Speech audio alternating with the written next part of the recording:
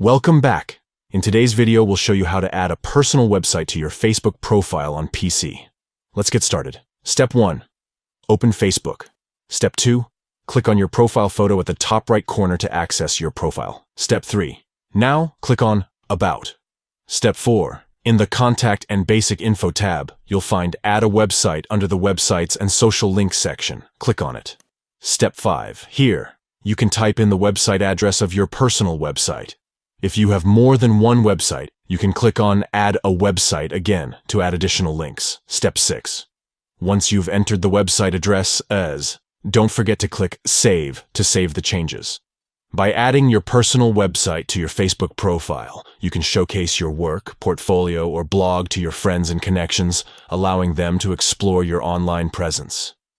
And there you have it. You've successfully added a personal website to your Facebook profile on PC.